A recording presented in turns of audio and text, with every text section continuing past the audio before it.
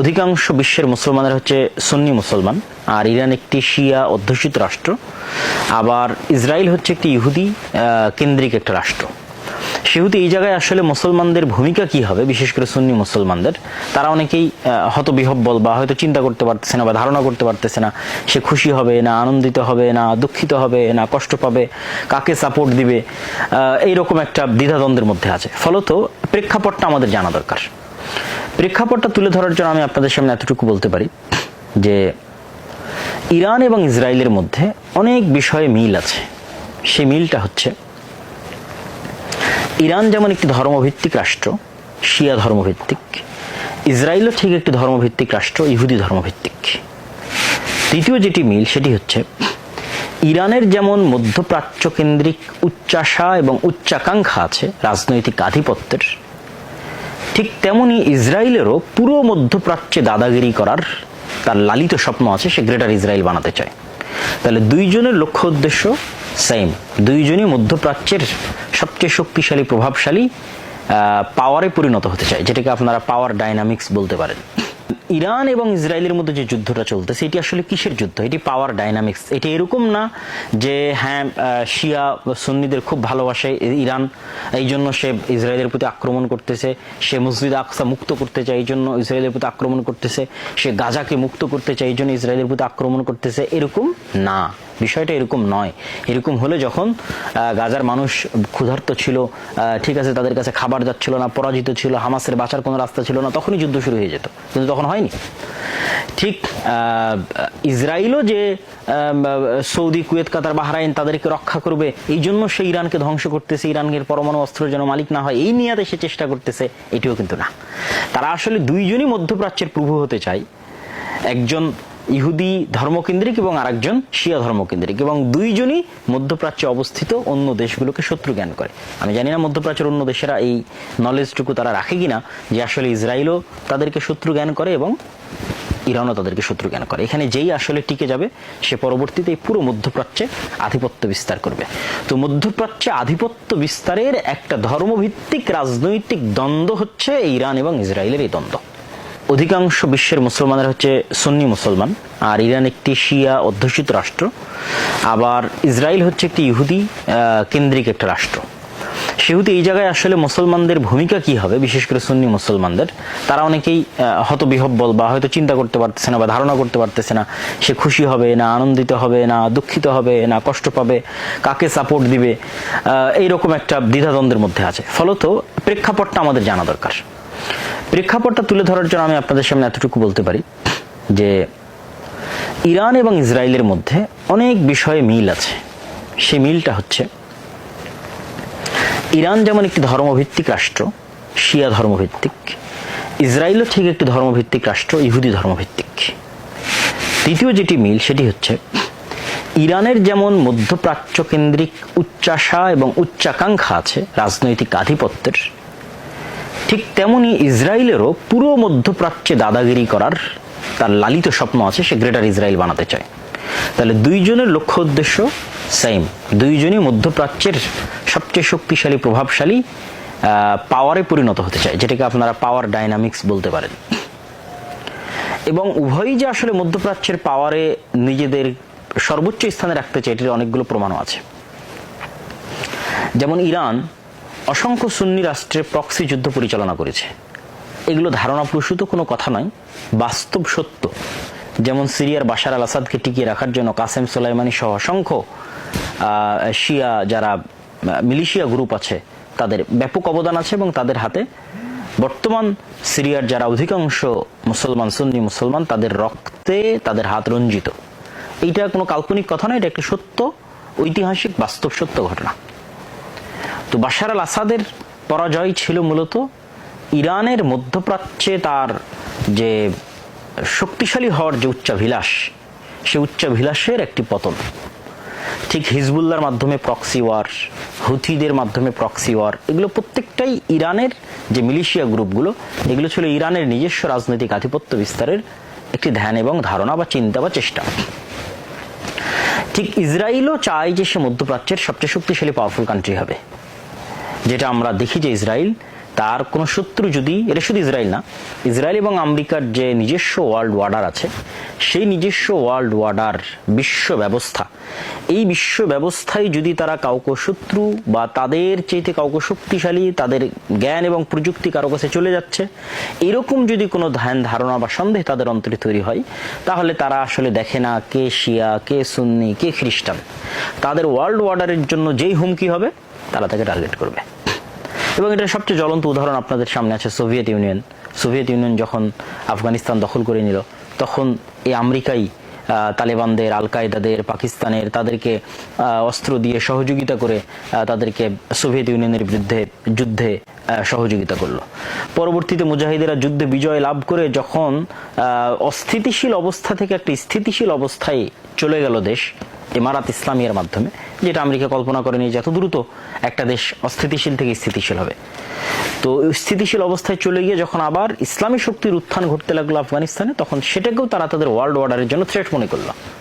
এবং তাদেরই লালিত পালিত, তাদের অর্থ, তাদের অস্ত্র দিয়ে লালিত পালিত মুজাহিদদের বিরুদ্ধে তারাই আবার আক্রমণ শুরু করলো। তাহলে এখানে এই আফগানিস্তানে আপনি প্রমাণ পাচ্ছেন যে আসলে আমেরিকা বা ইসরায়েল দেখে না যে কে খ্রিস্টান, কে ইহুদি, কে শিয়া, এটা দেখে না। তার ওয়ার্ল্ড অর্ডারের জন্য যে থ্রেট, তাকে তারা পৃথিবীর অস্তিত্ব থেকে মুছে দেবে। ঠিক ইরাকের ক্ষেত্রে দেখেন, ইরাকে বলা যায় 2001 সালে যে হামলা, 2003 সালে যে হামলা ইরাকে চালানো হয়, আর আফগানিস্তানে চালানো হয় 2001-এ, আর 2003-এ হচ্ছে ইরাকে। তো এই সাদ্দাম হোসেনের সাথেই কিন্তু 80-র দশকে, 1980 থেকে 1988 সাল পর্যন্ত সাদ্দাম হোসেনের সাথে বর্তমান ইরানের যুদ্ধ চলেছে প্রায় 10 বছর। এবং সেই শত্রুতার কারণে, তথা ইরাক এবং ইরানের ধর্মীয় শত্রুতা অথবা আরব এবং পারস্য জাতীয়তাবাদের শত্রুতার কারণে আমেরিকা যখন ইরাকের উপর আক্রমণ চালায়, তখন কিন্তু ইরান প্রত্যক্ষ এবং পরোক্ষ সহযোগিতা করেছে। সে কিন্তু আক্রমণে বাধা দেয়নি। এবং আমরা দেখেছি আমাদের চোখের সামনে ঈদুল আজহার দিন সাদ্দাম হোসেনকে ফাঁসি দিয়ে হত্যা করা হয়েছে। ঠিক তেমনি লিবিয়া তার যে তেল শোধনাগারগুলো ছিল, সেগুলোতে অযাচিত হস্তক্ষেপ বা স্বাধীন তেল উত্তোলনের সুযোগ যে আমেরিকার ওয়ার্ল্ড অর্ডার আছে তাদেরকে দিচ্ছিল না। ফলত তাকেও রাস্তা থেকে সরানো জরুরি ছিল। এবং 2011-তে যখন লিবিয়ার গৃহযুদ্ধ শুরু হলো, তার ফলশ্রুতিতে মুয়াম্মার আল গাদ্দাফি কিন্তু দুনিয়া থেকে বিদায় নিয়েছে। এখন সিরিয়া বলেন, লিবিয়া বলেন, ইরাকের বলেন, এই বিশাল ভূখণ্ডের তেলের খনি এখন পাশ্চাত্য প্রভুদের জন্য এক প্রকার উন্মুক্ত। এবং ইউরোপের যে রাশিয়ার উপর যে নির্ভরশীলতা, সেটি কমানোর জন্য রাশিয়া এবং ইউক্রেন যুদ্ধটাও কিন্তু প্রমাণ করে যে আসলে কে কোন ধর্মের সেটি বিষয় নয়, আমার আধিপত্যের জন্য যে শত্রু, আমি তার সাথে শত্রুতা করব। এই কারণে রাশিয়াকে ইউক্রেন যুদ্ধে ব্যস্ত রাখা আছে, যেন সেখানেই রাশিয়া তার শক্তিকে ক্ষয় করে ফেলে, তার শক্তিকে শেষ করে ফেলে। এবং রাশিয়া অলরেডি তার শক্তি কিন্তু ইউক্রেন যুদ্ধের পিছনে ক্ষয় হয়ে যাচ্ছে।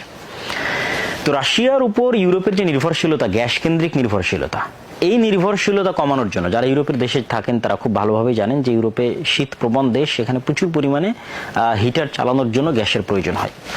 তো সেই গ্যাসের নির্ভরশীলতা ইউরোপের উপর কমানোর জন্য যদি কাতার বা এই ধরনের দেশ থেকে গ্যাস নিয়ে যেতে হয়, তাহলে আপনাকে সিরিয়া এবং তুরস্কের মধ্যে দিয়ে পাইপ লাইন তৈরি করে নিয়ে যেতে হবে। সেই পাইপ লাইনটা সিরিয়ায় বা আমেরিকার পক্ষের সরকার তৈরি না হওয়া পর্যন্ত কিন্তু সেটি নিয়ে যাওয়া সম্ভব ছিল না। দেখা যাচ্ছে এই পাইপলাইন নিয়ে যেতে যদি তুরস্ক বাধা তৈরি করে, তাহলে ইরানের পরবর্তী টার্গেটে তুরস্ক পরিণত হবে, তথা ইরানের পরবর্তী যাকে ধরা হবে সে হচ্ছে তুরস্ক।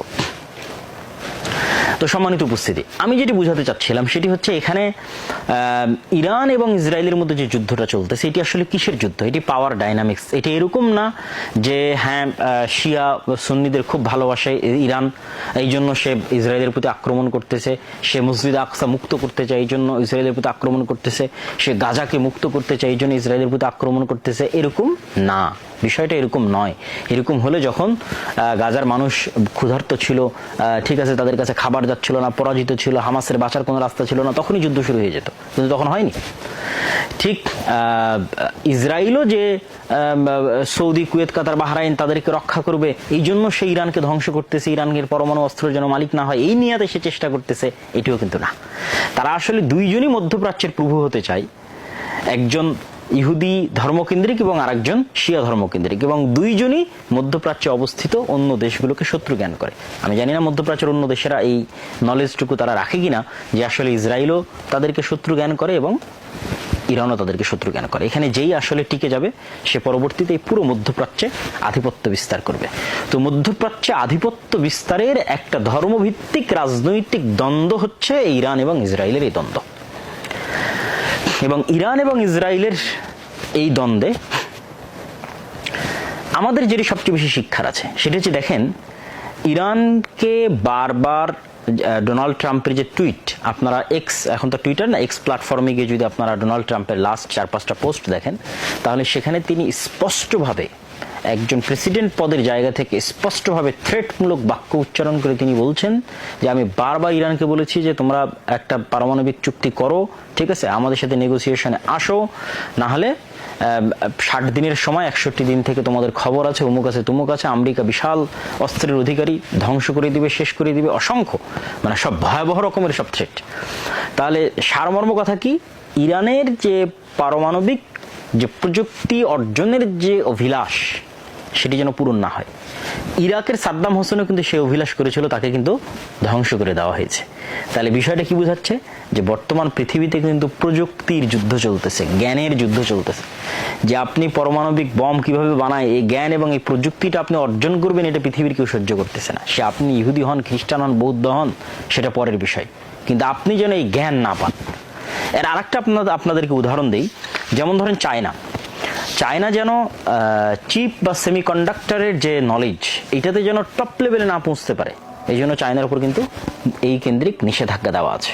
এরকম বলা যায় 7 থেকে 8টা টপ লেভেলের প্রযুক্তি এবং টেকনোলজি আছে যেটা আমেরিকা চায় না যে অন্য কেউ এই প্রযুক্তি পরিপূর্ণরূপে তার কাছে চলে যাক।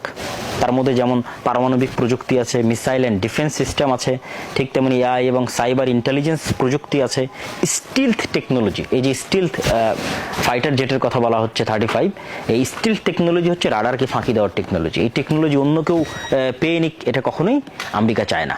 ঠিক তেমনি সেমিকন্ডাক্টর এবং চিপ তৈরির যে প্রযুক্তি, এনভিডিয়া বা ইন্টেল, এরকম আমেরিকান যে কোম্পানিগুলো আছে তারাই টপ লেভেলের। আমাদের মোবাইলের মধ্যে যে চিপ থাকে, কম্পিউটার এবং ল্যাপটপের মধ্যে থাকে, এটা কিন্তু পুরোপুরি আমেরিকার একচ্ছত্র নিয়ন্ত্রণে, যেটার 50% তৈরি হয় তাইওয়ানের সাথে চায়নার দ্বন্দ্বটা কিন্তু এই কেন্দ্রিক।